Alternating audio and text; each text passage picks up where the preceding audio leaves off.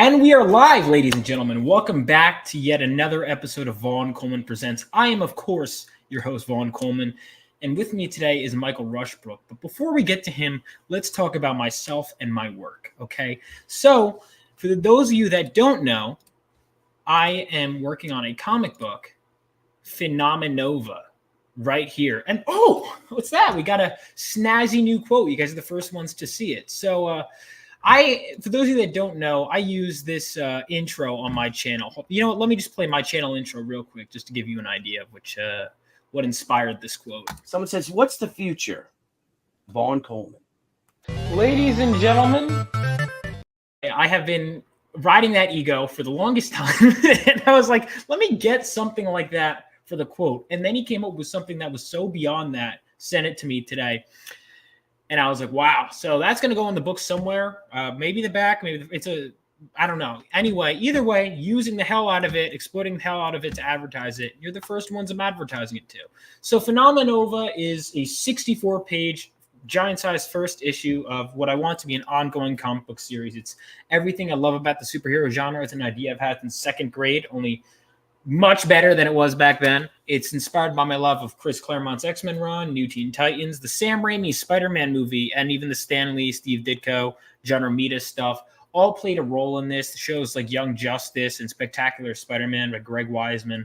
Just an all-around love letter to the superhero genre and just comic books in general. In an age of deconstruction and, tearing down the ideals of superheroism and stuff like that, I really wanted to do a reconstruction and really bring back my love for the genre. So everyone make sure to check that out. Link is in description. And when you sign up, you will get an exclusive free trading card right here of our main character, Galvanite, in his makeshift costume that's seen only in issue 1. So this trading card going to be a very limited thing, maybe a collector's item one day. Hell, maybe this book will be a collector's item one day. So you don't want to miss out. Brand new phenomenon. Check it out, guys. You won't want to miss out on this book. And one more little thing I want to show you guys. So a sneak peek of my next variant cover. That isn't even on the campaign yet, but it should be done soon. Ready? Here, check it out.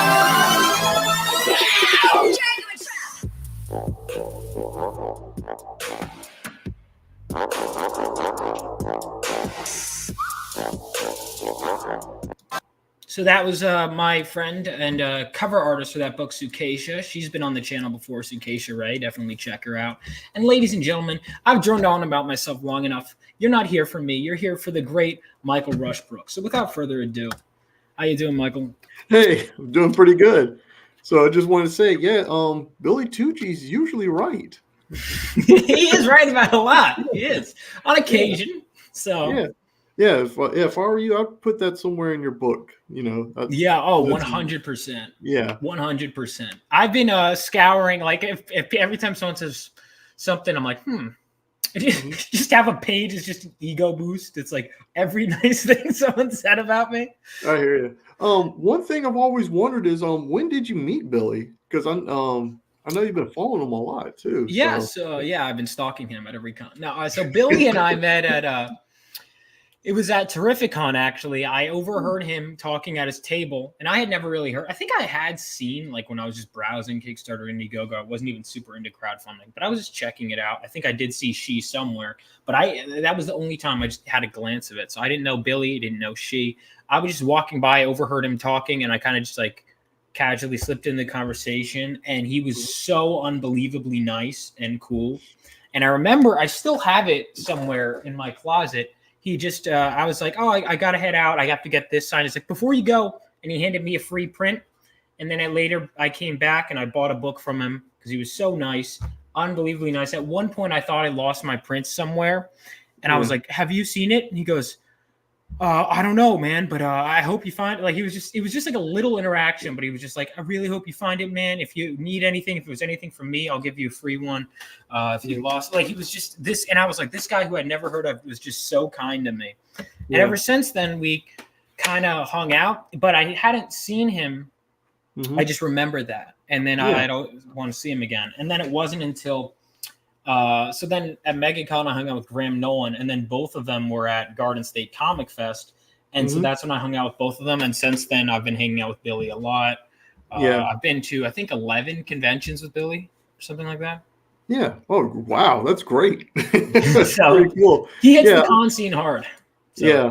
Yeah. I met Billy last year for the first time at Heroes Con. And I'm surprised I didn't meet you there because I was hanging out with Billy that whole weekend when I was. Well, he had a bunch of folks around his booth. It was hard to find because he always had him does. They had him like in some off the wall area, and I think I passed him twice before I finally saw him because Dan Fraga told me, he's like, yeah, he's over there somewhere. So, and when I met him, he's real down to earth, friendly. Cracked a joke about Rainey, which is was pretty funny. Well, what do you say about Rainey? Well, because I wanted to show him Pages to Fiendish 2, and I said Rainey said it was okay for me to show you, and he just went, "Oh, Rainey." He goes, "I'm a little disappointed. She should have been here at Heroes with us, but she's not here." I was like, "She's probably busy." But he's like, "Nah, he loves Rainey." So I showed him the pages, and then I got high praise. He goes, "Well, what do you want me to tell you? Everything looks great," as he's flipping through it. So I was like, "Yes, this is what I wanted to hear." So I'd love to meet him again. Him, Dan, I always love seeing Dan. Fraga? Oh, Fraga's so nice too. Such a good. I'm gonna have to get Dan on my show at some point. He's a great guy. Please do. I met Dan at around where I live. It's called AugustaCon, and I knew he was going to be there and already had a booth set up. I was like, I got to draw something for Dan. So I drew a specific picture for him and framed it. I saw him walk by. I was like, "Hey, Dan." And he just like, "Yeah, what's up?" I said, "I drew something for you." And he looked surprised. And I gave it to him. He's like, "You drew this?" I said, "Yes, sir." He goes, "Hey, meet me back at my table over there." I was like, "Yes." You get to speak to the great Dan Fraga and stuff. And he was really cool. Was it HeroesCon? This wasn't HeroesCon. This was something called AugustaCon. Oh, AugustaCon. My bad. Yeah, no. I met him again at HeroesCon, and he remembered me. So I was like, "Hey, great. You're that." Yeah, he's like, "You're the guy." I was like, "Yeah." Yeah, well, I was right next to Fraga the whole time at HeroesCon. I was at Michael Golden's booth. Yeah, that's why I was surprised that I didn't see you there. Because if you saw a kid holding up the signs, it was probably me. If I wasn't there, then it was because I was working half days at HeroesCon. I might have saw you and it didn't click. Like, oh, that's Vaughn Coleman. Who am I? Even still, I mean, you're the creator of Phenomenova. That's who you are. So, I am a yet unreleased book. I'm an editor of a assistant editor. I don't know what I'm credited as. Editor of this, but that's about it. Oh, that's the Ninja Bear. Ninja Bear. Yeah, that was my first gig in comics, was editing this. Oh, dude, that's awesome. Oh, it was very, very lucky for me. But enough about me though. All right. I want to hear about so you are doing your art. Rini did show me Fiendish 2.5. Your art is fantastic. It blends so well with her style. I remember seeing your art even in the art contest. It was great. I'm going to start my own art contest very soon. Oh, really? So be on the lookout for that. I remember I think I had you on my list, and then I forget. I think you ended up doing Fiendish or something. Did I ever reach out to you with the art contest or no? I saw you. No, I don't think. Okay, that's weird because I remember my main character was gonna have blonde hair, and I was like, and I knew Rini's art style was similar enough to what I was going for, and so I was trying to poach people from her art contest. Actually, I did talk to a lot of them. Yeah. Well, like you, I'm like, who am I?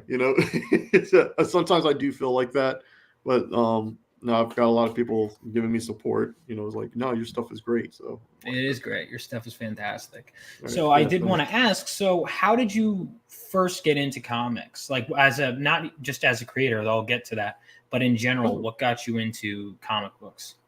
In the comic books, that have to be my older brothers. Both my older brothers, they bought a bunch of comic books, but and probably they got the old, this when Marvel published Transformers and stuff like that, and I was reading through those. But it was my brother Steve, he had the entirety of the Claremont Byrne Dark Phoenix saga in trade paperback form. That don't we all? Yes, Yes, that storyline is probably one of my favorites. That got me into wanting to read comic books. Fell in love, and then I don't know, fell in love reading Spider-Man, Batman, and like another comic book that really got me into wanting to read more is Batman Annual Year Two. I don't know if Batman Year Two. Yes, he fights this character named Reaper, and Batman uses a gun. It's the gun that killed his parents. Oh, I think I had heard of this story, but was it any? Because I keep hearing mixed things. Oh, Alan Davis. Yeah, I've heard so many mixed things about the story. Yes, there's a lot of mixed things. It left an impression on me when I was younger because Tom McFarlane drew it, and Tom McFarlane drew it, and I forgot the name of the other artist. Alan Davis? It says Alan Davis on here. Yeah. Yes. That's an interesting combination. Yeah. So they swapped issues, and it's really good. I enjoyed it. I haven't read it in years, so maybe now that I have more experience in comics and stuff like that, I should read it again as an adult versus as I was a kid. But yeah, comic books really opened my eyes on all the kinds of stuff you could create. So from there, my older brother Steve, he huge inspiration to everything that I draw. I owe a lot of the stuff to him. He's a phenomenal artist. Your brother? Yes, really good. I wish I could show some of the stuff that he did in here. But he let's see, can I aim this camera? Because I want you to see this behind me. Like he drew this right here. It's Wolverine killing a bear. Let me go ahead and zoom in. Ooh. Yeah, that's my older brother's work. Wow. Yeah, he's really, really good. So I was really inspired to draw because of him. He's got a more 90s style. And he got his own comic books published, like way back when, 90s Image Days and stuff like that. So I was around indie comic books since I was 12 years old because of him and a bunch of other local artists here where I live. Shout outs to the CSRA Sequential Artist Group. And, through him, we went to cons and stuff like that, talked with other artists and stuff. So he's published like 4 books. And somewhere along the line, life happened. So he had to put that down. One day I'll get him out of retirement, but it runs in the family though. That's really cool. Yeah. So I have a question then. So he's your brother's done some stuff. He's not anymore. Yes. But who were your favorite artists? Because I know you mentioned some of the stories that inspired you. I imagine Byrne and McFarlane and Alan Davis are up there. Or? Yes. Favorite artists, John Byrne is probably my first. Great choice. John Byrne. Him and Claremont is one of my favorite combo, writer artist team ever. But what really inspired my love for really wanting to draw is probably most of the Image guys. Jim Lee, Mark Silvestri. Oh yeah. Which there's always an argument who's the better X-Men artist. Yeah, I'm right there. I'm right there in the run, actually, if I were to pull up where I think I'm done with Silvestri's run. And I'm in the gym. I'm in okay, so next issue I have to read of X-Men. I was just reading some Excalibur earlier because I'm finishing up Claremont's run. Is the Madripoor Knights is my next issue. Okay. So but I don't know, because I was a Jim Lee guy, because my first comic was Batman Hush. And it's like now that Silvestri's, when I started with Silvestri, I was excited to get to Jim Lee. Yeah. And now that Silvestri's phasing out, I kind of miss Silvestri, but I also I love Jim Lee. Yeah, Jim Lee, Silvestri, and I actually like Rob Liefeld. I mean, he's a controversial person, but you can't deny that his comics were fun to read and look at, and it packed a punch. So, and of course, Tom McFarlane. And they inspired me a lot to where I'm like, I've got to practice my craft a lot more. And one other thing about me is I'm also a big anime manga fan. So at the time, like around 90s and stuff, I didn't think that it was appealing to draw that like Superman as like a anime manga-ish looking person. So I always stuck with like Jim Lee styles and stuff like that.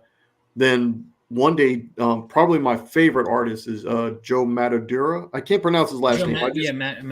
Yeah, something like that. Maduera, Yeah, I don't know. so I just Joe say Mad. Joe, I know everyone just calls him Joe Mad, right? Joe Mad. So when he came onto the scene, that changed everything for me.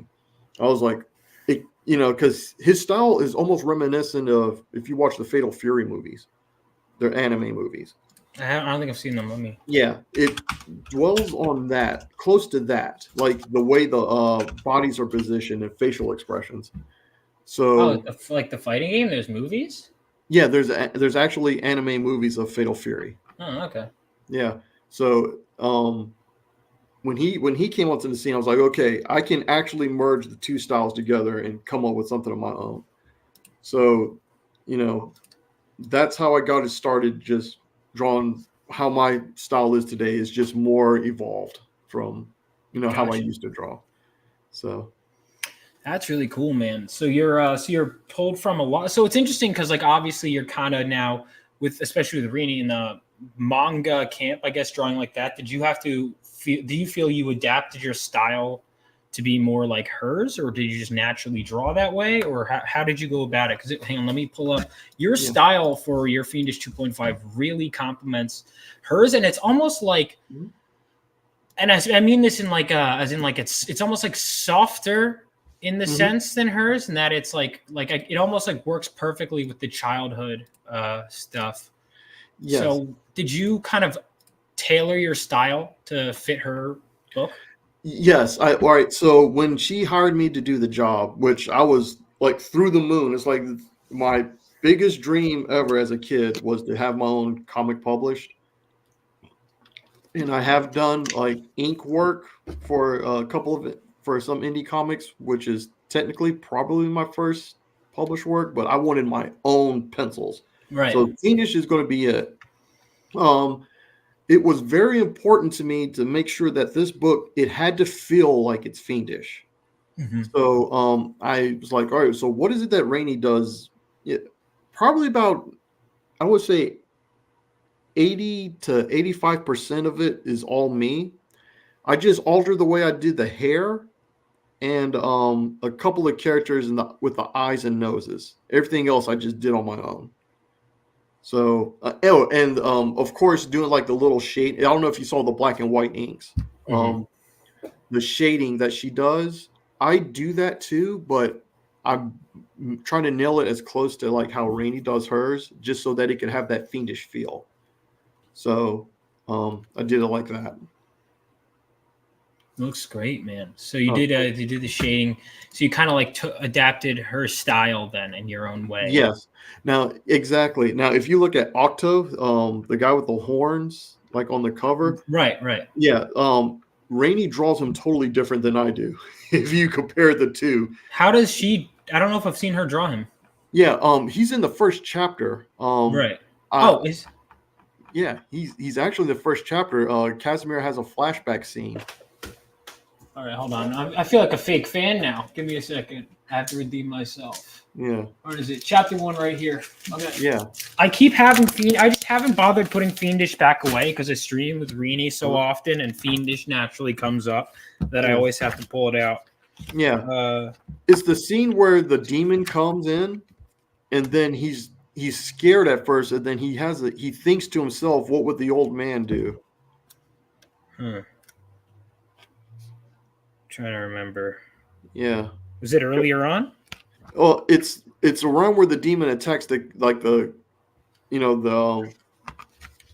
caravan of the caravan. Okay, gotcha. Yeah. So I think he says you're moving too slow or you're hesitating, Ron. You need to follow your instincts. I think it's what he says specifically. Okay. I'm finding it. Yeah. All right, this might not be interesting for the audience, so I'm gonna go ahead and stop. No, you're good. You're good. You guys can definitely find that yourselves. Yeah. It sounds. Let's see. Oh, did I finally find it? No, I did not. Okay, I'll find it later. Yeah, but yeah. Yeah, but I adapted because I think that character is so cool. I almost in my way, like I want to make him like my own, Right, right, because right. I've got all kinds of ideas like what I could do with the character and stuff like that. Something about him just intrigues me so much. I don't know what it is. So I guess it's because when she told me it's about Kaz and his master, Hunter Master, first thing that popped in my head was like, oh crap, I can make it like Shogun Assassin or Lone Wolf and Cub, where he's watching over Kaz in a similar fashion or something like that. So I put like a lot of time on how I wanted him to look specifically to my As a style. kid. Well, as Kaz was a kid, but I Yeah. spent a lot of time trying to make Octo like how would I make him my own, Mm-hmm. So Right. Yeah, I mean a lot, and that's how we've seen that in comics so many times, taking the Mhm. same character and just kind of twisting it to draw them in your own style. It's even cool seeing like so with my trading card art, seeing different people draw my character. yeah, At first, I knew with my whoever my main artist was going to be was going to get the raw end, and then because everyone else gets to deviate a little bit, but it was like Mhm. very specific. You start the look, and then it's okay if you guys deviate. But I was it's creating that initial look is the tough part. I think. yeah, Even though I can't draw, even just helping them along, I know the initial creation Mhm. is always like the hardest part, and then the refining. yeah. Although it depends. Sometimes you just create something great in a spark. There's no exact science to it. Yeah. Well, it's like I don't know what it is. Like I'll just start doodling stuff, and then I feel like, hey, that looks like a cool idea. Just sit on the side and bring it out of like my big old stacks of notebooks, paper, and stuff. Or if I'm at work, instead of taking notes, I'm actually drawing while at a meeting and stuff. And then I was like, oh, this idea is pretty cool. So I've got like a sticky note graveyard full of like just doodles everywhere, just of different ideas of stuff like that. Yeah, I mean, that's so awesome. So you were working as an artist and have been for a while, right? Or no? Well, I'm an art director at my local city magazine where I live. So I do a lot of commercial art. Mm-hmm. So I've won, like I guess within the magazine world, they have something called PMAs, where it's Parenting Media Association, where I turn in like friendly family illustrations and stuff like that. And I've won consistently like for 10 years straight gold awards. These are national awards. I think I got 2 silvers. Then I did work for did coloring books for the it's the Burn and Recreation Centers of America. Did a coloring book for them, and I did a coloring book for the Nashville Stampede, where I took the Nashville rodeo riders, and they wanted me to turn them into superheroes, which was really fun, and worked on logos and stuff like that. So did a lot of commercial art. So that's really cool, man. Mhm. That's really cool. I'm really interested in hearing because that stuff. I always am curious as to artist background because I know a lot of artists typically don't start in comics. Yeah. Well, some of them get that lucky break right away, right? But a lot of them don't. It's kind of like because at first I'm like, what? How many jobs are there for artists? And then what happened was even when I was getting my logo designed, I was like, Mhm. holy shit. I started realizing because I'm like, what do you mean like just graphic design or corporate art? And then I would start looking around my house and I'm like, wow. Like, so that store right there, that truck, and you realize how much art is everywhere. Yeah. So part of my job as an art director, I think I designed like over 10 magazines, the entire look, just because my degree's in graphic design and stuff. So That's really cool. yeah. So and so, do you feel that magazine design plays any role in how you draw comics, or? So that's actually funny you say that. Comic books helped me with how I design my magazines. Oh, so it's the other way around. Yeah. So, and because of that, I nailed the job early. Like I started out as a freelancer for my city magazine, and then it's like, well, what can you do with design work? So I did designs for the magazine. Then they hired me as an intern. Then I got a full-time job from there and just worked myself way up. And as time went by, how I design magazines influences how I draw some of my comic books. And stuff that I learned that I never learned before, I think we was talking about it on the draw stream, was like trim, bleed, gutter, safety lines, live area, where all text is. I've learned everything about how to do a layout for a comic book through my job. Mhm. So that came really in handy. I mean, I had a clue before, but this like really solidified it. So if someone told me, okay, you need a 2.5 bleed all around. So I was like, okay, I know I need to have at least 1/8 of an inch on all sides of the page. Well, now I know about that now. Yeah. Thanks to Rainey. Now I wasn't paying attention to that. Yeah. That's one of the things that's about self-publishing is now I'm learning every aspect of the business. Mm-hmm. And it's like, because I'm like, why is it taking so long? Because I wrote I've had the first 8 issues is originally 11, and then the first issue became triple size, and the last issue became double size. But anyway, so 8 issues, right? For so long. And I'm so frustrated because I'm like, I just want to get it out there. And good luck getting issue 1 out, but it's because I didn't factor in, okay, I have to start my company, get a logo, get it legally set up, build a following. You look at all these things. Okay, hire an artist. Well, you have to go through a bunch of different artists. Get a logo design for the title of the comic. Make sure, that title's taken. All right, got to change it again. Yeah. Got to pay for a new logo. All right, company name. Oh, that's taken too. Got to get another one. Oh, you need a logo for that. And it's all these little things that I didn't even think about. Oh, that character you wrote in the script, what do they look like? Guess you got to pay for character designs. It's so much. Yeah, it's funny because when I was a kid and seeing my older brother go through all that stuff of him and some other artists about copyright their characters and stuff like that.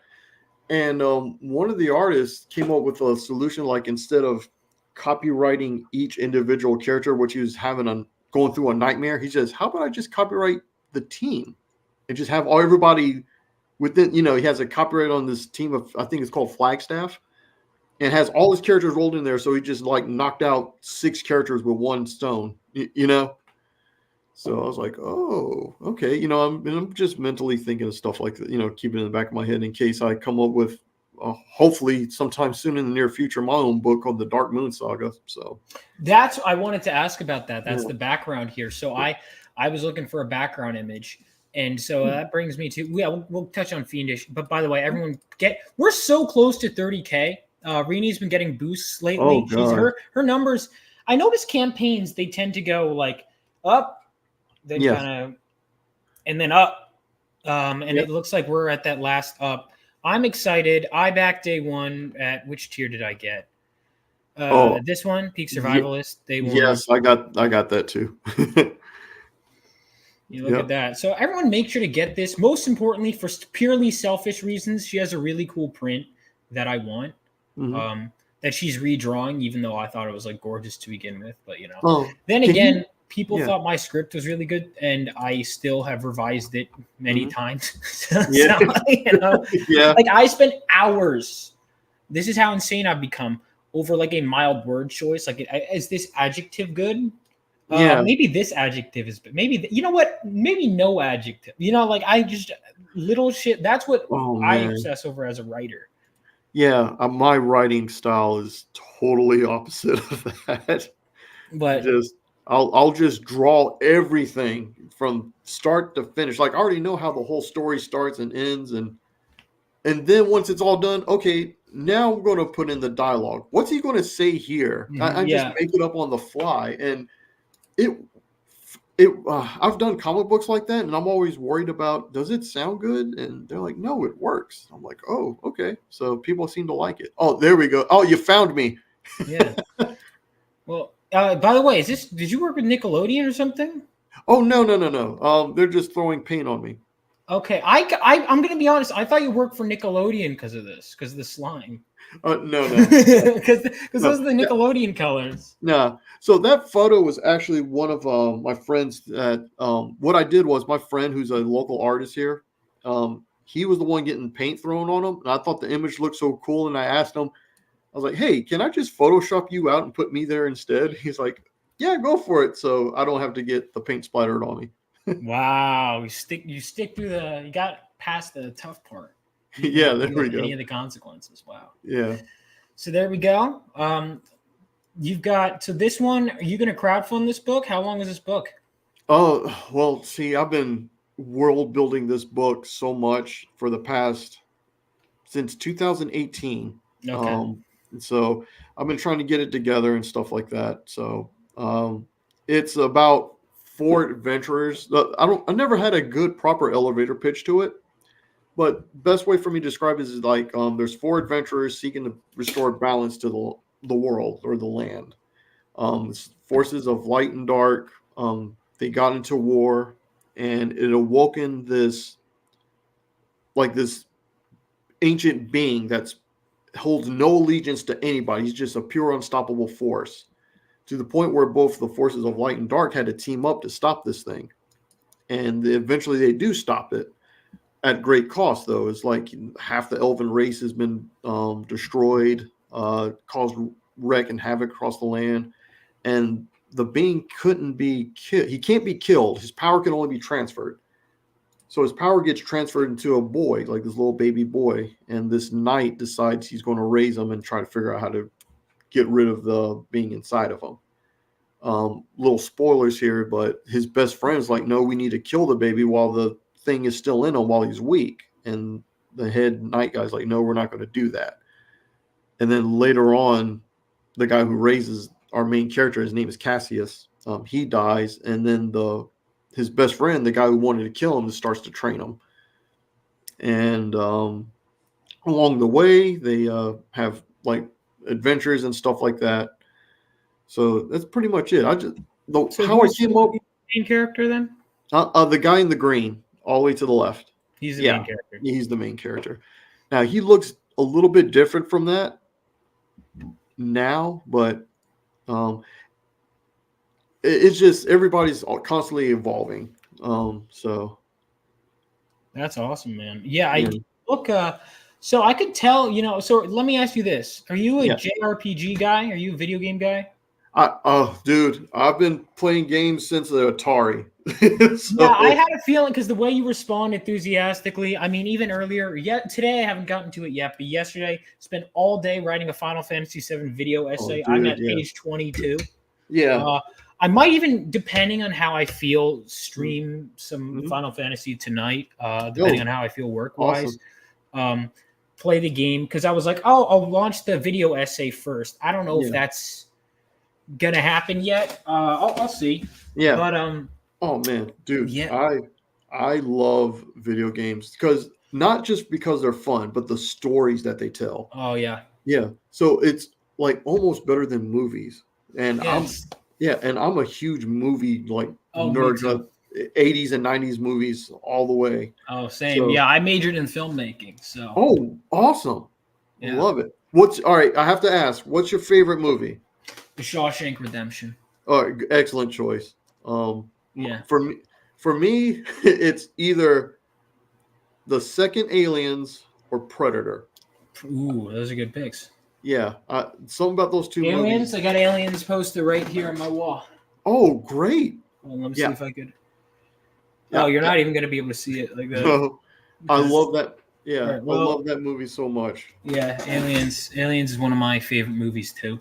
Yeah. That's in my top 10. So I'd say Aliens, T2, Halloween is one of my favorite horror movies. Like I said, Shawshank, Sam Raimi's Spider-Man, Empire. Let me think of some of my other ones. Indiana Jones. I love Indiana. Yeah. Indiana Jones. Love it. Let me look at. See, I'm trying to. Well, no, off the top of my head. E.T. I mean, I love E.T. I love Jaws. Jaws, yes. Man, I mean, there's so many great ones. All right. Something else. Donnie Darko. Oh yeah, Donnie Darko's good. That changed the way I look at storytelling. That movie. Oh, totally changed the way I looked at it. And just what you could accomplish.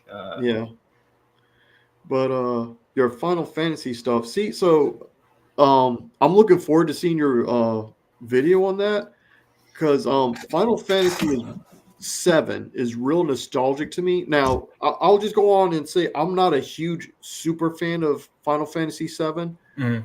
What I love about Final Fantasy 7 is when it first came out on the PlayStation, like I was around and it was like the most hypest thing ever.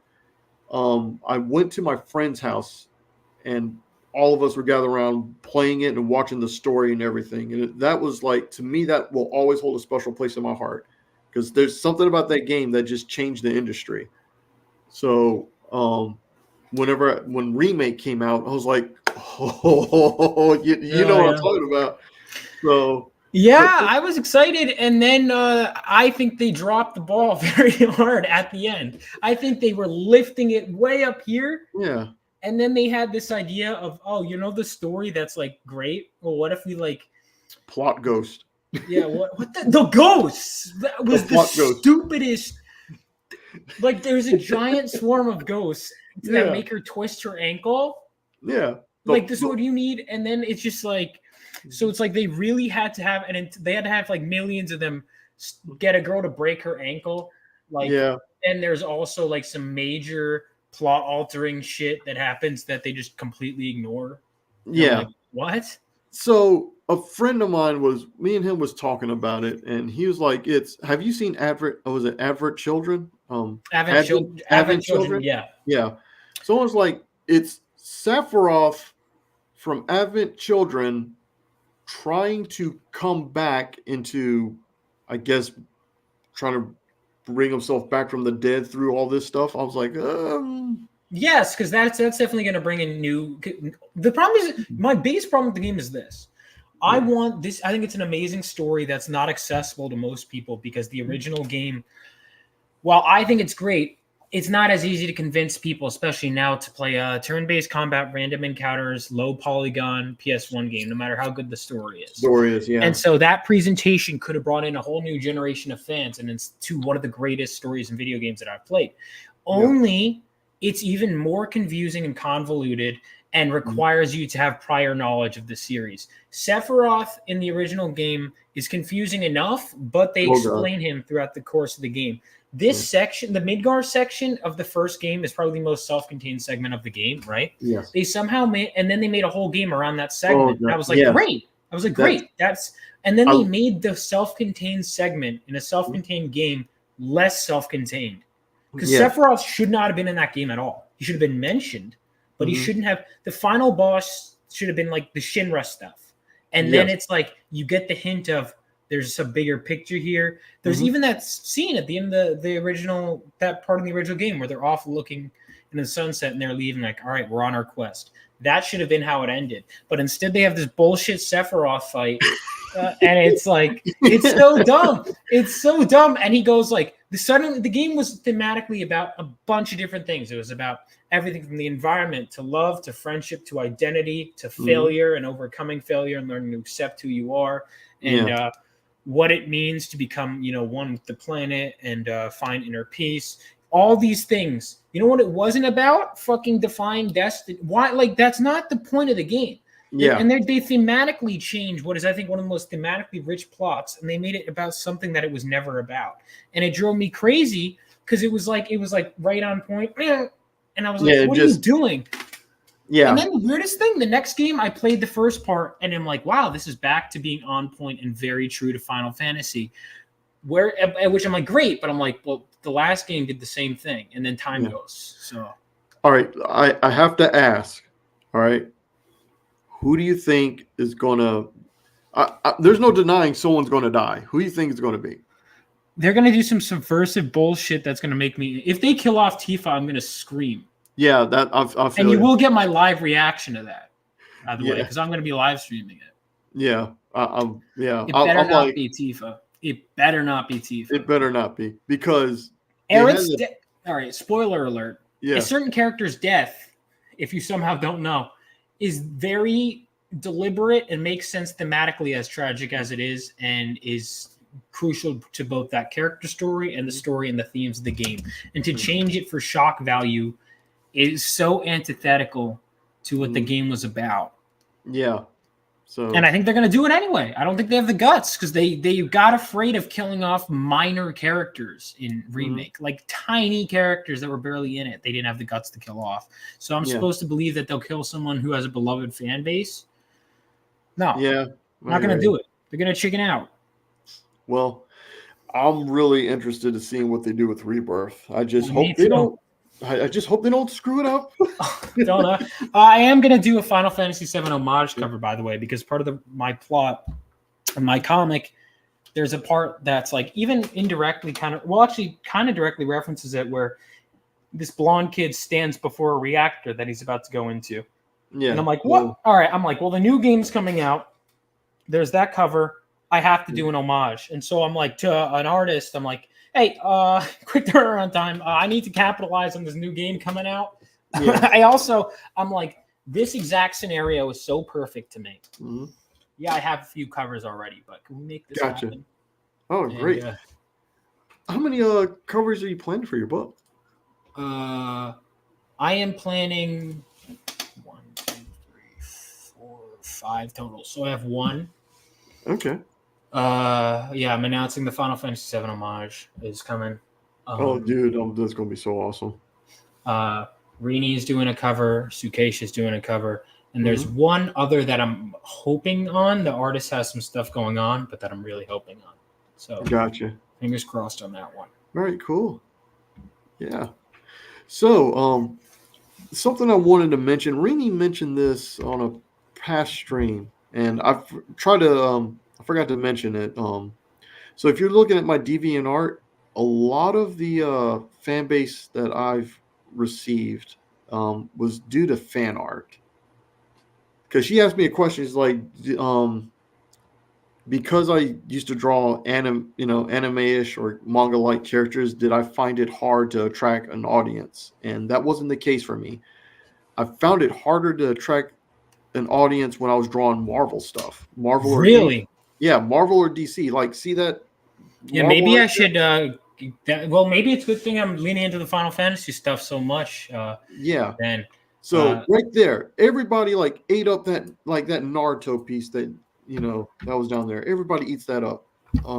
That's like one of my best to this day. I drew that back in 2018, and it's still one of my best-selling pictures when I go to a convention. That's so weird. Over this, that you did great stuff. I can't get it. I can't explain it. But a lot of the people that like superheroes my generation only like the movies, whereas anime fans can sometimes bleed over to manga, and it's almost because they're more connected. Like I imagine that does well for reasons.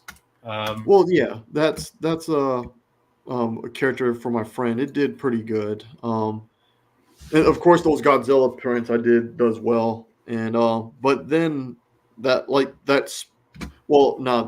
Spider-Man Miles Morales in 2099 does pretty good too. But anything anime fan art, they just eat it up. And then I'll like, okay, here's some of my Dark Moon stuff, and then nobody. I was like, oh, okay. But it's ever since I started drawing stuff like within, for Rainy and stuff, things have been picking up. So I'm wondering if it's just that boost of like Rainy boosting, like, hey, here's this artist right here, and then the people's trying to find out more about my own creations.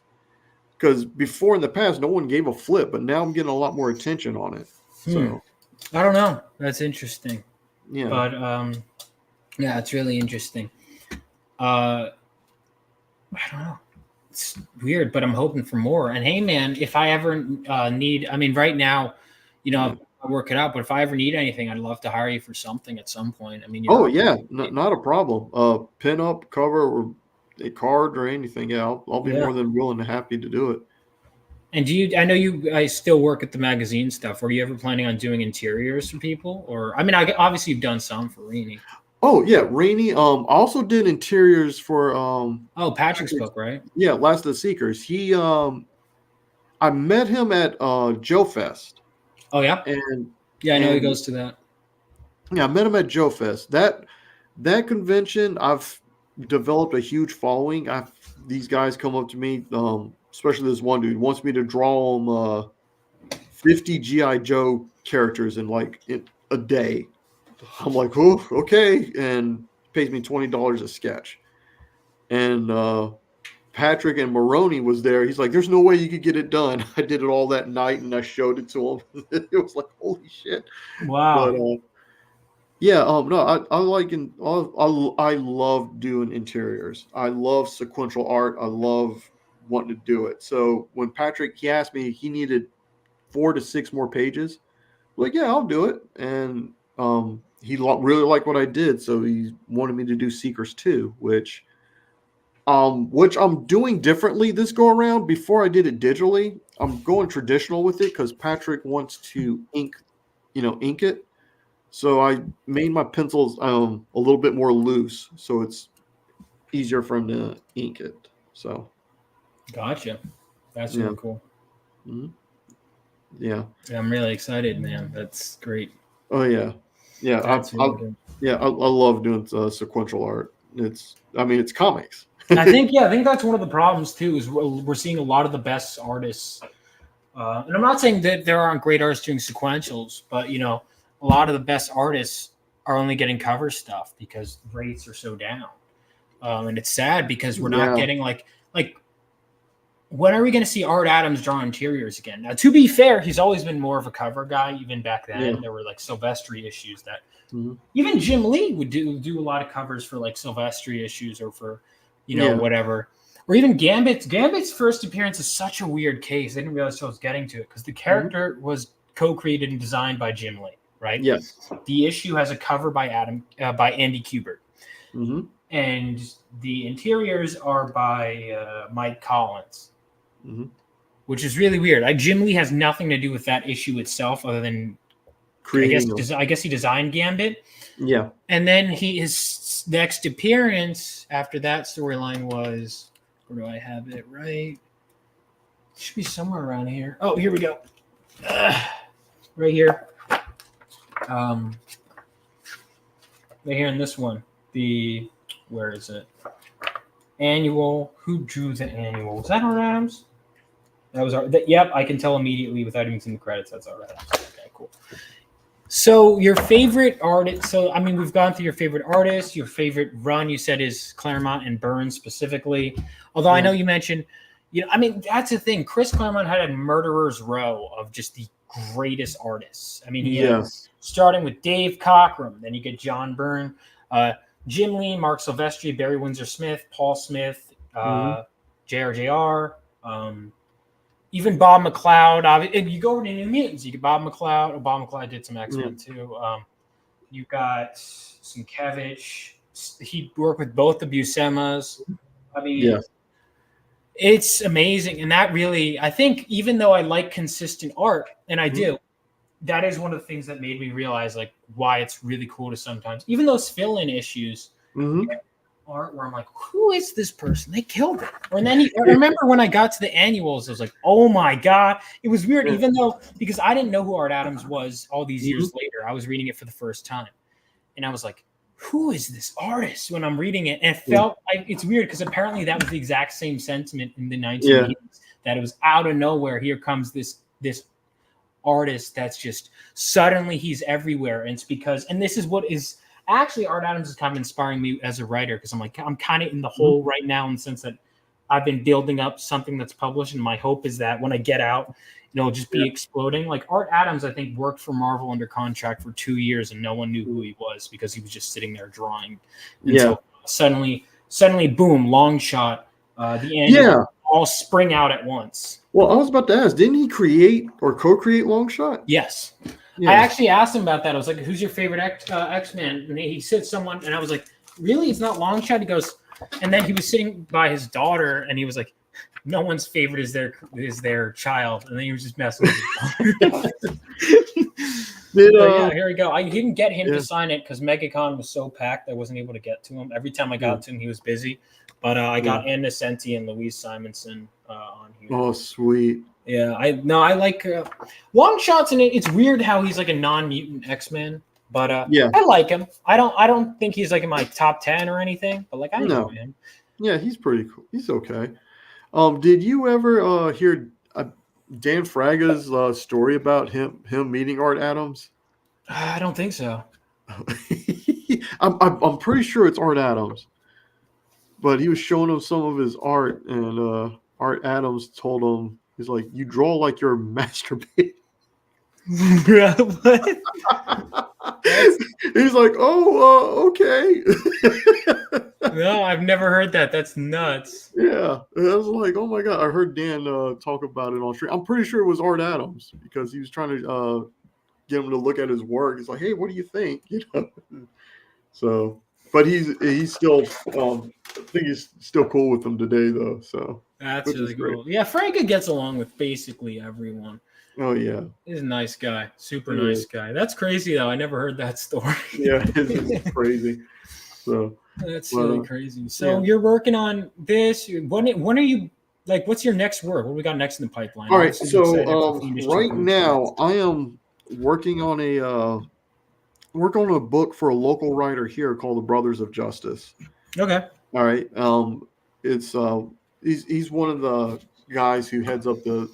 We have a group of artists here locally called the CSRE Sequential Group. Mm-hmm. The idea of the group is to get a bunch of artists and writers and creators together and try to make comics.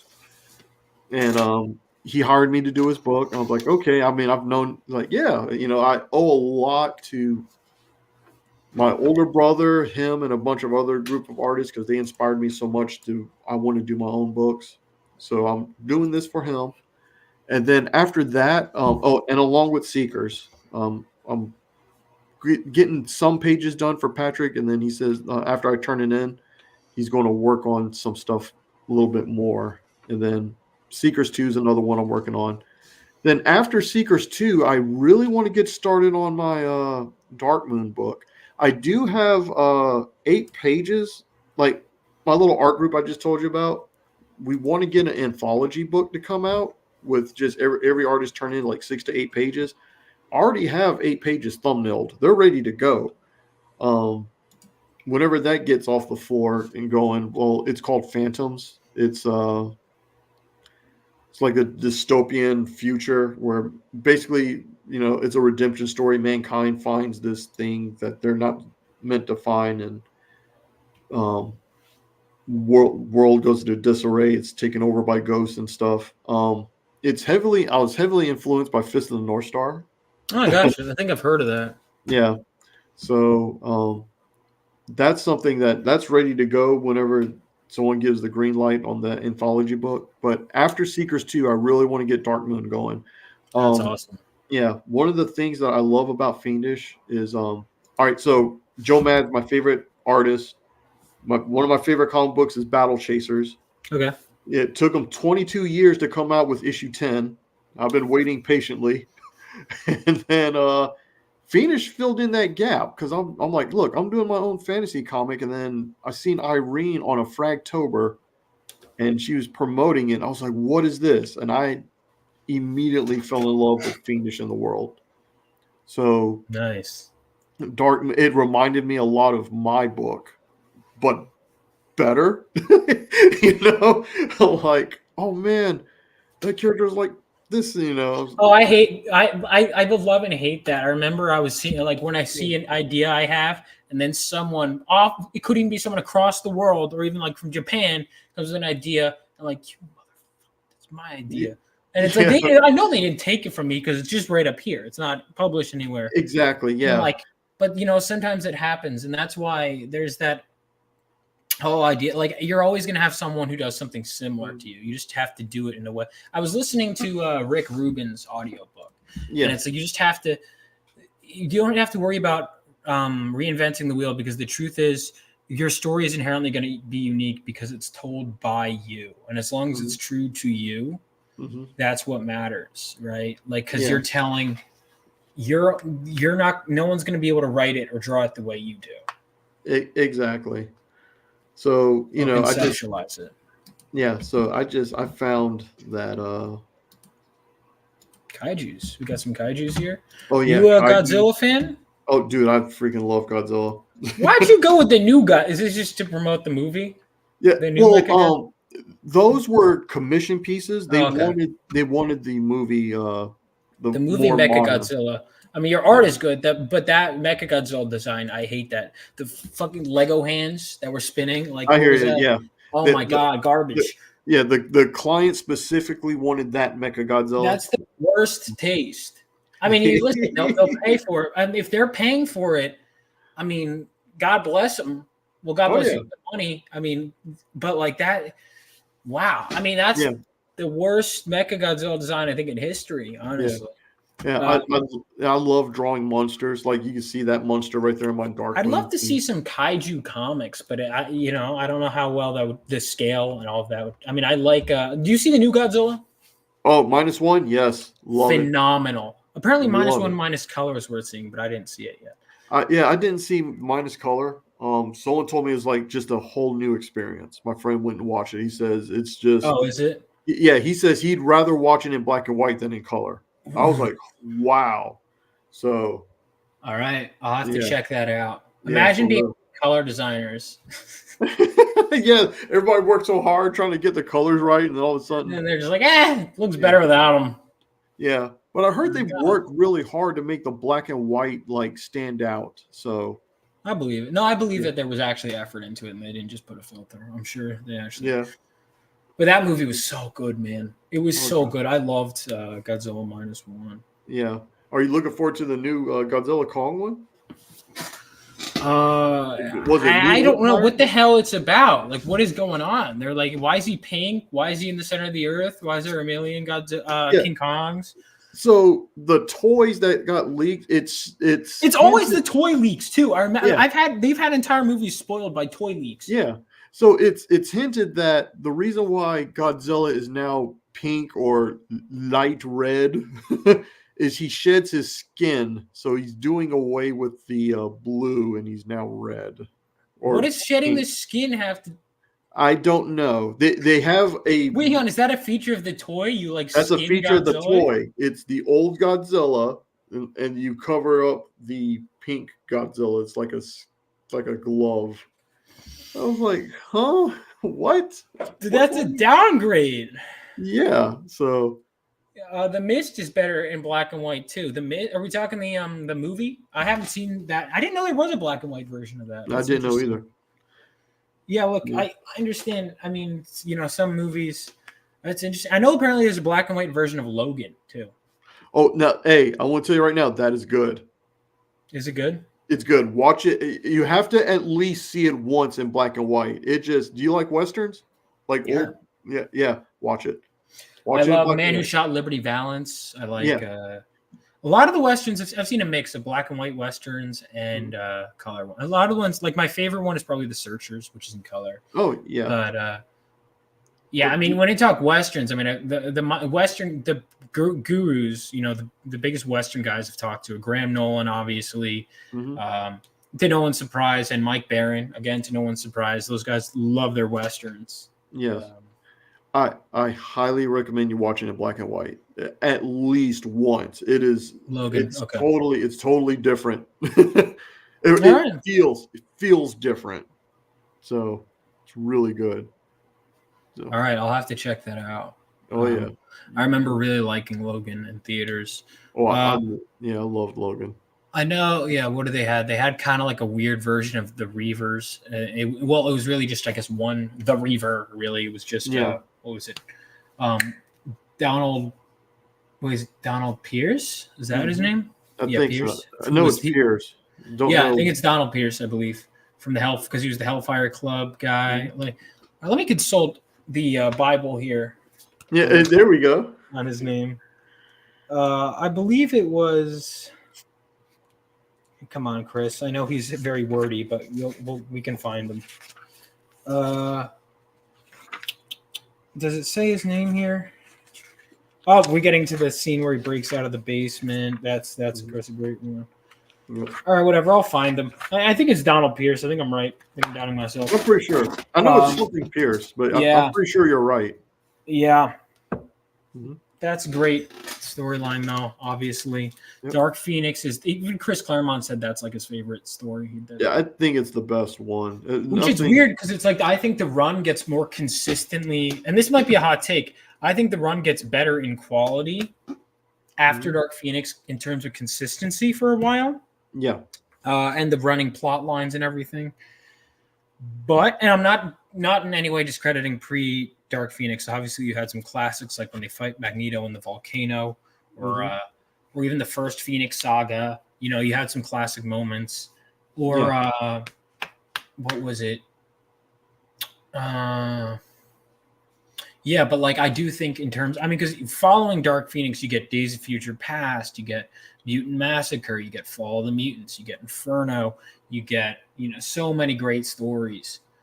But you know, that's one of the things I think I like about comics and why I started gravitating over to them is because I'm realizing like so many ideas have these unique, almost like cartoonish character designs, right? Even down to video games will often have these distinctive designs where these long, intricate stories and lore, these out of this world stories. And I find that the larger than life ideas are often the way in which I think, whereas film, I have to think smaller. I have to train myself to think smaller and smaller. And I always try to go bigger.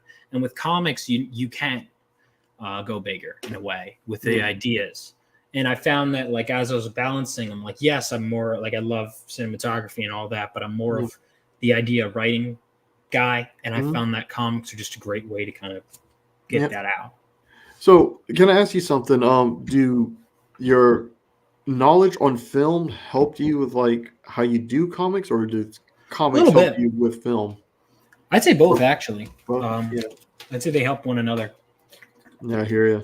And they help me appreciate the other more because I know how to best utilize the medium. Because and when I'm writing a comic, I'm thinking in terms of this has to fit within a page. This has to be a moment in time, a snapshot, so to speak.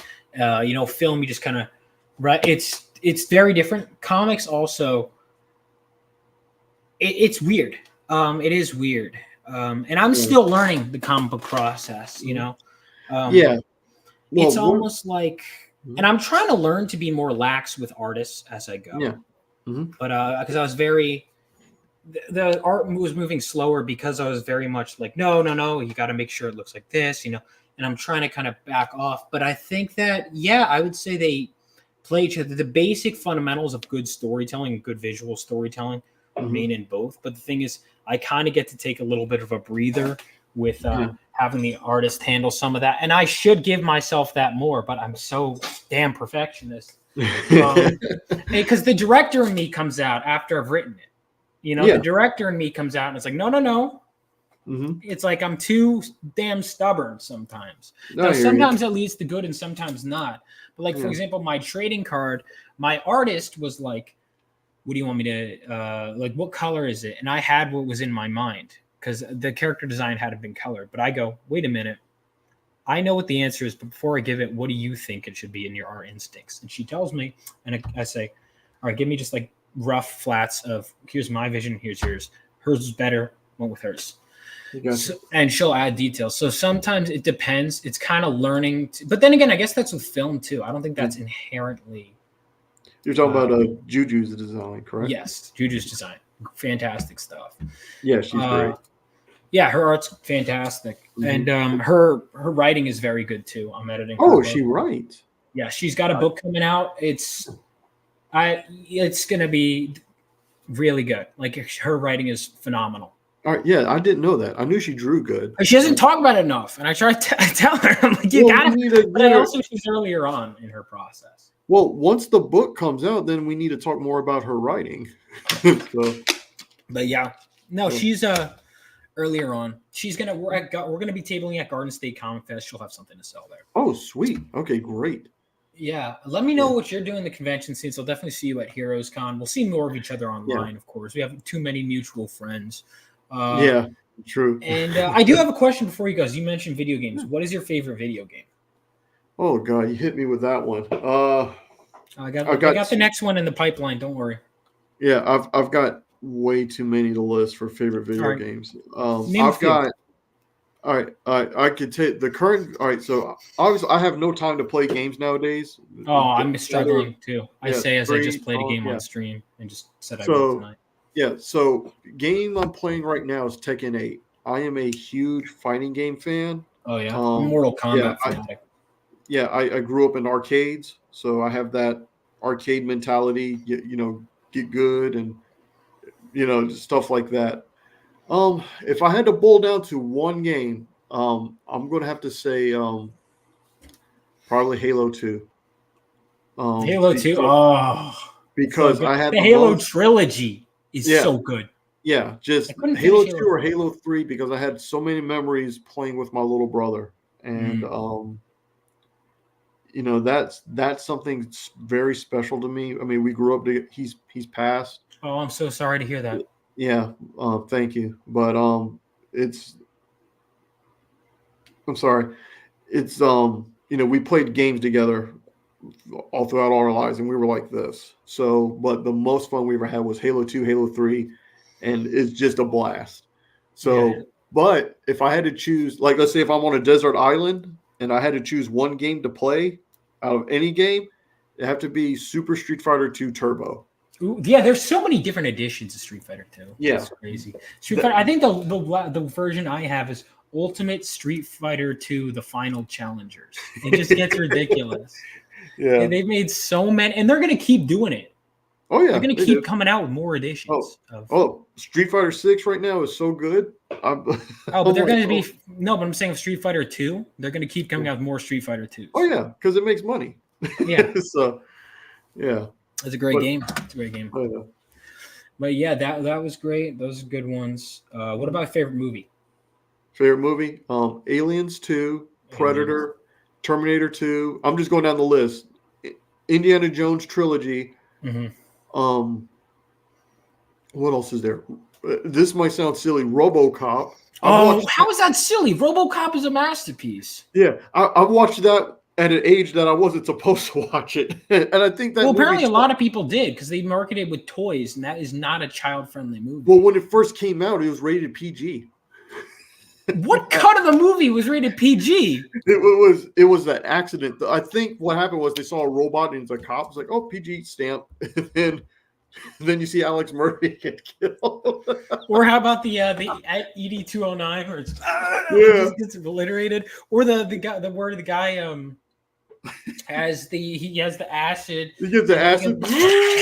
Yeah. Love that. Oh man, RoboCop also take a shot every time someone gets thrown through a glass pane. Yeah. You'll die. Yeah. So here's a movie that I love. No one talks about is The Abyss. Oh God. Good man. That's a good one. James Cameron's most underrated. Yes. I love that movie. By default, he's only made like 7 movies. I actually still haven't seen Avatar 2. I need to see Avatar 2. I haven't seen it either. I've seen I'll see someone watching. I catch bits and pieces. I never saw it from start to finish. I need to talk to Rainey about The Thing. Could you believe the audacity of this woman? I couldn't just believe my it. opinion. I'm like, you're wrong. Like objectively wrong. The effects are by every conceivable metric. The effects in those movies. For a woman who normally has good opinions, I was just shocked that I think she had to have seen a different movie. I think you can't watch the defibrillator scene and think that scene is anything less than a masterpiece. I mean, the special effects, even when it pops open and there's and then oh my god. All right, now she says she liked the movie. She didn't like the special effects, but I'm like, look, the practical effects on there is like nothing. Like they made a prequel almost 30 years later that looks inferior to the original. Wait, all right, so it's inferior to the original, but did you still enjoy it? I ask everybody this. I enjoyed it. Yeah, I enjoyed it. Okay. Oh, wait a minute. The ultimate question. All right, here we go. At the end of The Thing, all right? Oh, here we go. This is a good question. Yeah. Do you think David Keith's character was the alien? Keith David? Keith David, yeah. No. Okay. We're in the same boat then. No, I don't. I see a lot of the evidence. Yes. I don't think he's the alien either. I do think they froze to death together. Yeah, I think they both died. I don't think it mattered anyway. Yeah. I think whether it was defeated or not, it doesn't either way. Even if they killed it, I think it was kind of they're both doomed to die. Yeah. But I think that Childs was not the thing. Yeah. Okay. All right, cool. Yeah, I'm finally someone who agrees because I get into Debate. Yeah. I A get lot of into people are very insistent because I've heard listened to all the theories. One Yeah. theory I heard that was interesting was that they were both somehow infected, hmm. and that Childs was already the thing, and that what was Kurt Russell's character's name? Why am I blanking? The main character's name. Not sure. That he was infected but not transformed yet. Yeah. This is what I was talking about. This is one of the common theories is all boozers contain gasoline because the thing didn't know the taste of whiskey. So a lot of people theorize that when he hands in the thing and he drinks it, Kurt Russell has this look and people interpret it as gotcha. Yeah. That's the theory. I don't necessarily subscribe. I think it's an interesting theory. I don't subscribe to it. I think it's two men that are going to die. It could go either way. And that's the thing. It is deliberately meant to go. Yeah, I just like the way that there's still that paranoia. Like you don't know who's the. It's so yeah, capitalizes on the premise. It's a simple premise. Where did the alien come from? And that's the thing. People often over-explain things. That doesn't matter. It's such a simple premise, executed so brilliantly, and I love that movie. Now, Graham tells me that he thinks the original is better. I'm talking the thing from Another World, the 50s one. He thinks that is better. I haven't seen that one yet. I don't think I've seen it either. So, I remember a professor at film school one time said that too. It doesn't matter; they both know they will freeze. Yeah, that's the main thing too. Is they both kind of whether they're the thing. But here's the thing: if one of them is the thing, that does make it shittier because then only the human dies. At least if the humans die, we know okay. At least they took this motherfucker down. Well, in the prequel, the damn thing was frozen and then it got defrosted. Yeah, that's what I mean. So it can survive the temperature. It'll survive the temperature thing. So it does matter in that sense, but it's such a great ending. It's a great. I should do like a film. I used to kind of have a podcast that fell off that I never finished, but it was like we just talk about things you're interested in. I should do that with movies. There's so much. I want to just devote my channel to talking about shit I'm interested in more so. And doing shit. It's been so fun talking to you. This is something I'm interested in is, talking to creators. Yeah. And it seems like we have a lot of overlapping interests. I'm really excited to hang out with you again. Excited to read Fiendish 2.5. Oh, please fully colored. I mean, I read Rini again, sent it to me to get feedback and whatever. But it's really great stuff. I'm looking forward to hopefully working with you at some point. Oh, hey, great. Thank you so much for coming on. Yep. I'm figuring out interview schedules going forward, but I know next Wednesday, I don't know if I'm doing Vaughn Coleman Presents Tuesday, but I know on Wednesday, I am doing a show where I'm hosting with Mr. Burger, actually. Okay. Great. So everyone make sure to check out, I'm having Mr. Burger on Wednesday. Thank you guys so much for coming on. Make sure to check out Fiendish 2.5 if you haven't already. Absolutely. I'll pull it up. For Fiendish 2.5. We're going to want to check this book out. Let's go ahead. We're so close. We're so close, dude. We're so close. It's going to happen. I think so. It's going to happen. It's a good story. I've read it. It's got a lot of heart. If you've read Fiendish and you're like, I'm not sure if it's essential, you're going to want to know this story. It's very good. It's good. Yes. So check it out. Yep. I put everything I had into it too. So. Oh yeah, I could see it in your artwork. You put a lot of energy, a lot of effort into this. Book. That original art piece is still for sale. So if anybody wants that, go ahead and hurry and get it, because Jake has his eyes set on it. And if you want to deprive Jake of something he wants. Go ahead and get it. Yeah. So, There's a middle finger to Jake, or if you just want it, either way. Yeah, just get it. My mortal enemy. Yeah. And it brings us a lot closer to our goal. So definitely check that out, guys. And again, sign up for My Comic Phenomenova. More artwork, more stuff dropping tomorrow. I'm working on it tonight. I might be playing some Final Fantasy VII after this. We will see. But so stick around on my channel. You'll get a notification, or I'll tweet about it that I'm going live to play Final Fantasy VII Remake if I choose to do that. But anyway, thank you guys so much for watching. Stick around, and I'll see you guys next time. Peace out, and have a great